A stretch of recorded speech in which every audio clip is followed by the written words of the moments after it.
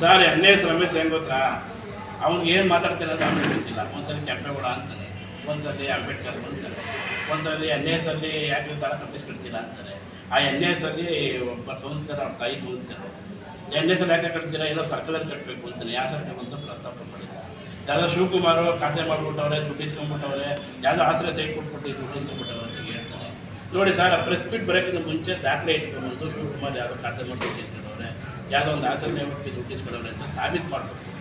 ಸುಮ್ಮನೆ ಕೂತ್ಕೊಂಡು ಅವನು ರಾತ್ರಿ ಸ್ವಲ್ಪ ಎಣ್ಣೆ ಜಾಸ್ತಿ ಹಾಕ್ಬಿಡ್ತಾನೆ, ಮದ್ಯಪಾನ ಪ್ರಿಯ ಅವನು. ಎಣ್ಣೆ ಜಾಸ್ತಿ ಹಾಕ್ಬಿಟ್ಟು 12 ಮಧ್ಯಾಹ್ನ 1 ಗಂಟೆವರೆಗೂ ಅವ್ನ ಮೈಂಡು ಇದಿರಲ್ಲ, ಏನು ಬೇಕೋ ಕೂತ್ಕೊಂಡು ಮಾತಾಡ್ತಾ ಇರ್ತಾನೆ.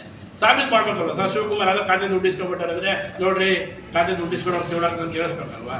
ಇಲ್ಲಿ ಯಾವುದೋ ಒಂದು ಆಶ್ರಯ ದುಡ್ಡು ಇಸ್ಕೊಂಡ್ಬಿಟ್ಟು ಹೇಳಿಸ್ಬೇಕಲ್ವ. ಸುಮ್ಮನೆ ಕೂತ್ಕೊಂಡ್ಬಿಟ್ಟು ಐಡಿಯಾ ಅಸೆಂಬ್ಲಿ ಒಟ್ಟು ಮನೆ ಕಡಿತಾರೆ, ಸುಮ್ಮನೆ ಮನೆ ಕಡ್ಬೇಕಾಗಿತ್ತು ಸರ್. ಎಲ್ಲ ಸರ್ ಎಲ್ಲ ಹರಾಜು ಮಾಡ್ತಾರೆ, ತೆಗಿತಾರೆ. ಹರಾಜು ಮಾಡಿದ್ಮೇಲೆ ನಾವು ಕೆಲಸ ಮಾಡ್ತೀವಿ. ಎಲ್ಲಿ ಮರಗಳಿದ್ದಾಗ ಕೆಲಸ ಮಾಡ್ತಾ ಇದ್ದೀವಿ. ಐಡಿಯಾ ಅಸೆಂಬ್ಲಿ ಡೆವಲಪ್ ಮಾಡೋಕ್ಕೆ ಅವ್ರು ಮಾಜಿ ಶಾಸಕರಿದ್ದಾಗ ಪಡ್ಕೊಂಡು ಯಾಕೆ ಹರಾಜು ಮಾಡಲಿಲ್ಲ? ಹರಾಜು ಮಾಡಿಬಿಟ್ಟು ಯಾಕೆ ಡೆವಲಪ್ಮೆಂಟ್ ಮಾಡಿಲ್ಲ ಮಾಗಡಿ? ಇವತ್ತು ಬಾಳೆಹಣ್ಣು ಅದನ್ನು ಹರಾಜು ಮಾಡಿ ಡೆವಲಪ್ ಮಾಡಬೇಕು ಅಂತೇಳಿ ಆ ಲೇಔಟ್ ಡೆವಲಪ್ ಆಗ್ತದೆ. ಆ ದುಡ್ಡಲ್ಲಿ ಮಾಡಿ ತಂದು ಮುನ್ಸಿಪಲ್ ಮಾರ್ಕೆಟು ಅದನ್ನು ಅಂಗಡಿ ಕಟ್ಬಿಟ್ಟು ಸೋರ್ಸ್ ಬರೋಂಗೆ ಪ್ರಿಸರ್ವ್ ಮಾಡೋಣ ಅಂತ ಮಾಡ್ತವ್ರೆ. ನಾವು ಮಂಜಣ್ಣ MLA ಆಗಿದೆ ಕೇಳ್ದಪ್ಪ, ಮಾಡೋಣ ಹರಾಜು ಮಾಡೋಣ ಅಂತ 50 ಕೋಟಿ ದುಡ್ಡು ಬರ್ತದೆ. ಯಾಕೆ ಮಾಡಿಲ್ಲ ಮಂಜಣ್ಣ? ಏನು ಯಾಕೆ ಹೇಳಿಲ್ಲ? ಕೌನ್ಸಿಲರ್ಗಳು ಅವತ್ತು ಇದ್ರಲ್ಲ ಮಾಡೋಣ ಹರಾಜು ಅಂತ 20 ವರ್ಷ ಆಗಿದ್ದಾರೆ ಹರಾಜು ಮಾಡೋದನ್ನ. ಅದನ್ನು ಡೆವಲಪ್ಮೆಂಟ್ ಮಾಡೋದು ಇವ್ರಿಗೆ ಇಷ್ಟ ಇಲ್ಲ. ಯಾಕೆ ಬರೋಣ ಆಯ್ತಾ? ಈಗ ರಮೇಶ್ ಮೇಲೆ ಮಾತಾಡಕ್ಕೆ ಹೋಗಲ್ಲ. ಅವ್ನು ಯಾವ್ದಾದ್ರೆ ಡಾಕ್ಯುಮೆಂಟ್ ಕೊಡ್ಲಿ, ಕೇಳಿ ಅವ್ರು ಡಾಕ್ಯುಮೆಂಟ್ ಕೊಡ್ಲಿ. 9 ವರ್ಷ ಅವ್ರ ಅಕ್ಕನಿಗೆ, ರಮೇಶ್ ಅವ್ರ ಅಕ್ಕನಿಗೆ 9 ವರ್ಷಕ್ಕೆ ಹಕ್ಕುಪತ್ರ ಕೊಟ್ಟವ್ರೆ. ಭಾರತ್ ಕೋಆಪರೇಟಿವ್ ಬ್ಯಾಂಕ್ ಹಿಂದ್ಗಡೆ ಒಂದು ನಿವೇಶನ ಕೊಟ್ಟವ್ರೆ. 9 ವರ್ಷಕ್ಕೆ ಯಾರಾದರೂ ಹಕ್ಕುಪತ್ರ ಕೊಡ್ತಾರ ಸರ್? 9 ವರ್ಷಕ್ಕೆ ಯಾರಾದ್ರೂ ಆಶ್ರಯ ಹಕ್ಕುಪತ್ರ ಕೊಡ್ತಾರ? ಅವ್ರ ಅಕ್ಕನಿಗೆ ಹಕ್ಕುಪತ್ರ ಕೊಟ್ಟವ್ರೆ.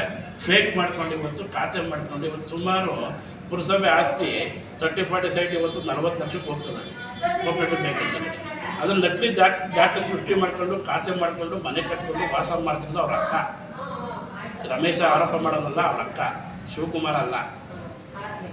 ನಾನು ಬೇಕಾದ್ರೆ ಸಾಬೀತು ಮಾಡ್ತೀನಿ, ಡಾಕ್ಯುಮೆಂಟ್ ಕೊಡ್ತೀನಿ, ಡಾಕ್ಯುಮೆಂಟ್ ಮಾಧ್ಯಮದವ್ರಿಗೆ ಕೊಡ್ತೀನಿ, ಚೀಫ್ ಆಫೀಸರ್ಗೆ ಕೊಡ್ತೀನಿ, DC ಅವ್ರಿಗೆ ಕೊಡ್ತೀನಿ, ಖಾತೆ ವಜಾ ಮಾಡಿಸಿ ಅದನ್ನ ಹ್ಯಾಂಡ್ ಓವರ್ ಪುರಸಭೆಗೆ ಹ್ಯಾಂಡ್ ಓವರ್ ಮಾಡಿಸ್ತೀನಿ. ನಾನು ತಾಕತ್ತಿದ್ರೆ, ಅವ್ನು ತಾಕತ್ತಿದ್ರೆ ಯಾರ ಹತ್ರ ಕಾಸಿಸ್ಬಿಡೋದು ಬಂದು ಹೇಳಿಸ್ತೀನಿ. ದಾಖಲೆ ಕೊಡ್ತೀವಿ ಅಂತಾರಲ್ಲ ಸರ್ ನಿಮ್ಮ ಮೇಲೆ?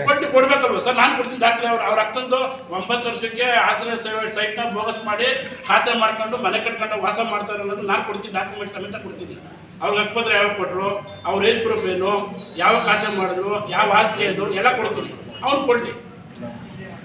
ಜೋಗಿ ಕಟ್ಟೆ ವಿಚಾರ ಬಂದರೆ 12 ಖಾತೆ ಆಗಿದೆ, ಬೇರೆ ಖಾತೆಗಳಾಗಿಲ್ಲ. ಅದಕ್ಕೆಲ್ಲ ರೂವಾರಿ ಸರ್ ಜೋಗಿ ಕಟ್ಟೆ ಖಾತೆ ವಿಚಾರವಾಗಿ